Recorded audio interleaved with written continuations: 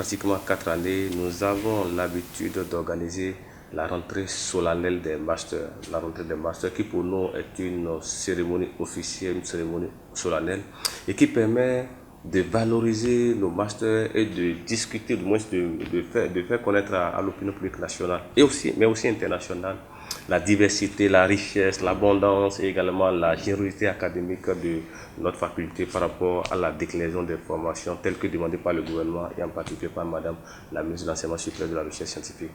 Donc c'est dans ce chapitre que nous avons inscrit depuis pratiquement 4 ans la rentrée des masters. Donc cette année, nous sommes en train de préparer la 5e édition de la rentrée solennelle des masters qui aura lieu le 24 février exceptionnellement parce que par le passé, cette rencontre ou du moins cette cérémonie avait souvent eu lieu le 15 janvier.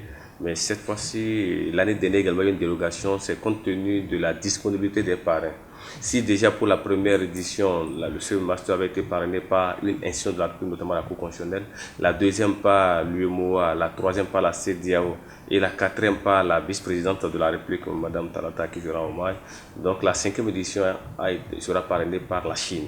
Et cette décision date de pratiquement 1 an, où depuis 1 an, nous avons statué sur les parrains parce que nous anticipons sur le parrainage. Et c'est ce que nous avons fait en adressant des correspondances officielles par voie hiérarchique en passant par M. le recteur, M. le parapluie, par Mme la ministre, pour atteindre cette puissance émergente qui est l'une des plus grandes puissances planétaires en ce moment et qui par l'intermédiaire de son ambassadeur Peng, à qui je rends hommage à son excellence Peng Jintao, a répondu favorablement au parrainage et au choix porté par la Chine parce que c'est la première fois qu'une entité demande officiellement à une puissance étrangère de pouvoir faire un parrainage des masters.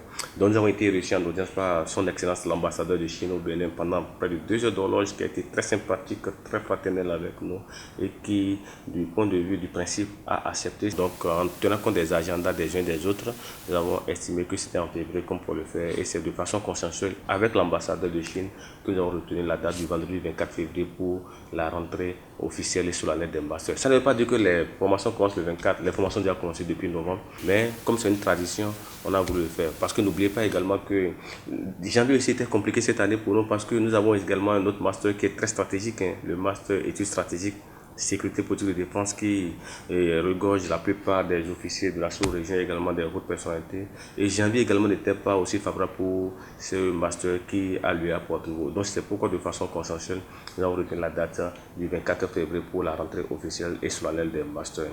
Relativement préparatif, il faut vous dire que nous avons, vous savez la Chine, ce qui est admirable pour la Chine, dès que le processus a été enclenché, la Chine nous a contactés d'abord par rapport au planning, par rapport à la cérémonie, par rapport à un certain nombre d'informations qu'elle devait avoir pour pouvoir se prononcer. Et effectivement, ils ont mis une cellule spéciale à l'ambassade de Chine. Une cellule spéciale a été mise pour pouvoir poursuivre de près et ces préparatifs. Il faut dire déjà qu'il y a un comité technique qui a été mis en place et que j'ai mis en place dans le cadre de ces préparatifs qui s'occupe aussi bien de tout ce qui est de la coopération, de tout ce qui concerne également l'organisation matérielle, l'infrastructure, également la coopération comme je l'ai dit tantôt. Et c'est dans ce cadre que nous avons eu une réunion déjà le lundi passé avec la commission parce que nous aurons une autre réunion le lundi prochain pour voir. Il faut dire que les préparatifs vont bon train. Nous ne sommes pas notre premier essai. Ça fait déjà 4 éditions que nous avons organisées et je crois à titre personnel que le rythme est bon.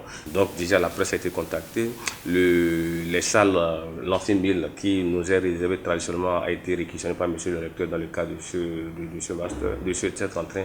Des contacts ont été établis avec le ministère de l'Enseignement supérieur de la Recherche scientifique, avec l'appui de monsieur le recteur de monsieur le Paracoun, afin qu'il y ait une forte mobilisation par rapport à cela, parce que vous savez que ce master mobilise de très hautes autorités au niveau national, que ce soit au niveau de la présidence, au niveau de l'état-major surtout, parce qu'avec ce master stratégique, le chef d'état-major général de l'armée sera là, il a été invité, les officiers de l'armée seront là, les différents chefs d'état-major des armées seront là, et l'école nationale supérieure des armées sera là avec les officiers qui sont inscrits dans les masters.